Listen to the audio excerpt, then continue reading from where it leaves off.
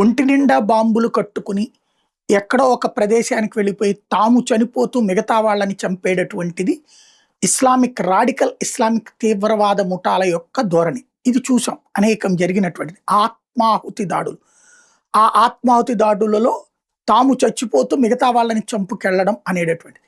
ఇది ఇప్పటిదాకా రాడికల్ ఇస్లామిస్టుల్లో వచ్చినటువంటిది. ఆ మధ్య కొంతమంది నక్సలైట్లు కూడా అట్లాంటి దాడులు చేసిన ఉదంతాలు చూసాం. ఇప్పుడు ఈ దాడులు రష్యాని కదిలిస్తున్నాయి.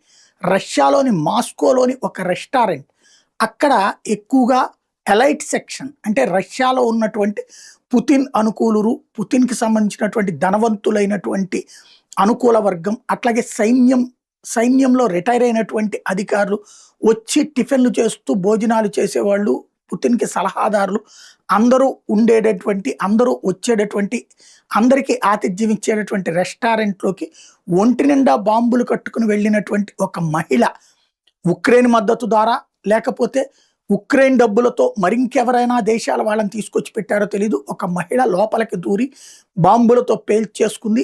ఆమె చనిపోయింది. అక్కడ మరొక ఇద్దరు చనిపోయారు. దాదాపుగా 25 మంది వరకు గాయపడినటువంటి సంఘటన రష్యాని వణికిస్తోంది. ఎందుకంటే సరికొత్త దాడి తంత్రం అన్నటువంటిది ఆందోళన కలిగిస్తుంది.